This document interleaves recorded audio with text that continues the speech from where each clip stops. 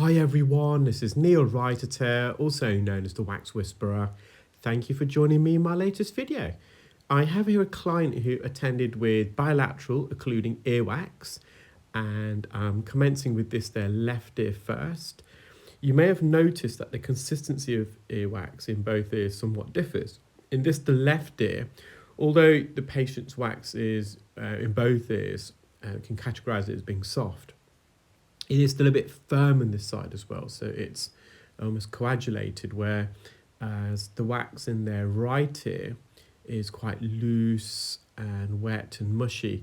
And the patient advised that they've been using some softening drops in the right ear, hence that will explain why the patient's got different consistency of wax in each ear.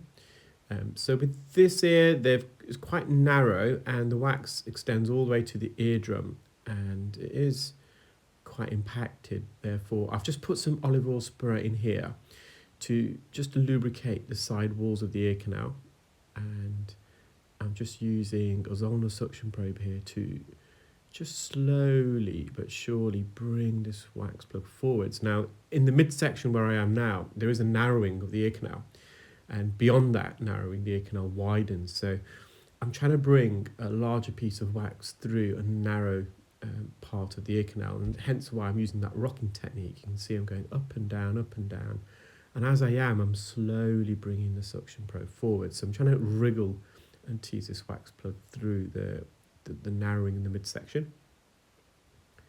And that first instance, the more lateral piece of wax, so the wax more towards us near the entrance, separated as it was coming through the narrowing. So I'm just going back in to retrieve the rest of the wax plug, and we're near the first bend now. You can see all the hair strands, which are normally located on the outer third, and in particular the first bend of the ear canal, which is about 0.5 centimetre into the ear. So that's the patient's eardrum. Just have a quick mop up around. I'm just using the fine end suction probe now. There's a bit of, truth be told, could have left all this. It's not going to really affect the patient, but I'm just trying to suction that hair strand to see if it comes away, and at the same time there's a bit of wax in the inferior recess, which I think I managed to get. You can see just how narrow this section of the ear canal is. I managed to get that hair strand away as well. There's a bit of wax at the top. I was a bit tempted, but it wasn't going to affect the patient's hearing, and therefore just decided to leave that. So this is their right ear, and you can see the wax is quite soft and wet and loose. And ironically, when someone attends with wax like this, and it's normally due to them using drops or be getting water in the ear, I actually put some fresh olive oil spray into the ear, and that helps to bind the wax together. If you've been watching my channel for a while, you know I always compare olive oil spray to an egg in a potato or fish cake recipe, for example. It helps to bind all the ingredients together. Similarly, that's what the olive oil does. When you've got really mushy, sticky wax, the olive oil helps to bind it together. And you can see that slowly but surely this wax is getting suctioned up. I'm just going more to the top part of the ear canal, trying to get hold of a more solid piece. Now, the olive oil that we use, it's medical grade olive oil. On the bottom right of the video, you can see there's a web link there, www.clearwax.co.uk. Now, if you're in the UK and you want to purchase the olive oil spray, so I work with a company called Clear. I'm their healthcare advisor, and I'm a strong advocate of their olive oil spray. They've also got some other ear care products, so please visit our website. So we only sell and ship to the UK, so as well as the olive oil spray. Another a big seller is the Clear Relief Drops.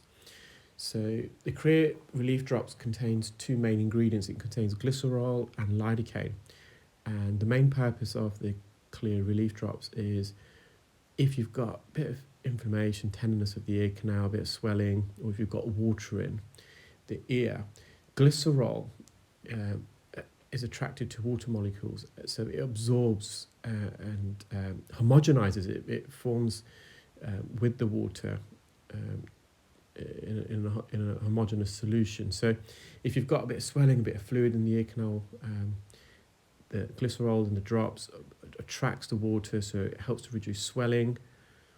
And glycerol has got this kind of oily, greasy consistency as well, so it helps to lubricate the ear canal walls. You can use 1 part rubbing alcohol, 1 part acetic acid, say a white vinegar, for example. But the problem with if you use that solution, which does help to withdraw water from the ear, because alcohol, similar to glycerol, it binds to water molecules and it homogenizes, and alcohol obviously has a lower evaporation temperature than water, so rubbing alcohol in the ear attracts the water and it evaporates, but that can sometimes over dry the ear, and there's no natural oils in there still. So glycerol not only does it attract water molecules, it doesn't evaporate in the same way as alcohol, so it still kind of slowly, it remains in the ear, but it kind of, because it's a greasy secretion, a molecule, it coats the ear canal. Now our ear canals are used to being veneered with natural oils. These oils eventually form earwax, and these oils are useful. They help to moisturize the skin, hydrate it, prevent infection, and help the skin retain its internal moisture.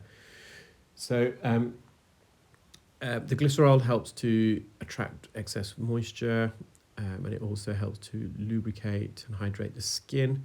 And if there's a bit of pain, lidocaine is a topical anesthetic, so you can purchase the clear relief drops also from our website.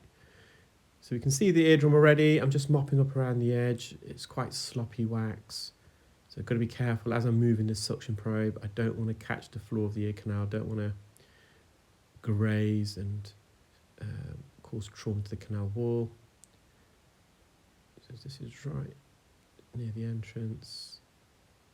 I'm just gliding the sucker over the surface of the canal wall without making contact.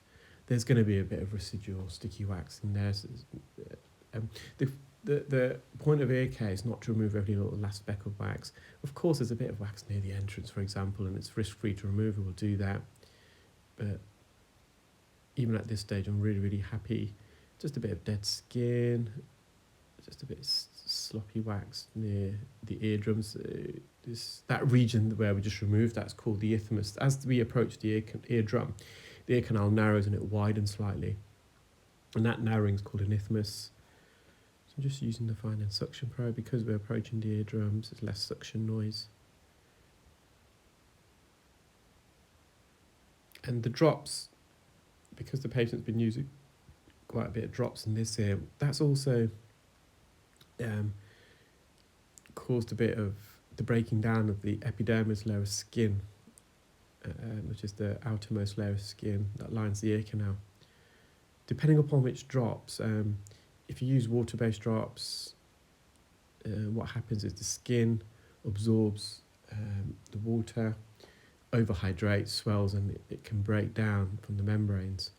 So sodium bicarbonate drops, hydrogen peroxide drops, for example, are both kind of water-based. They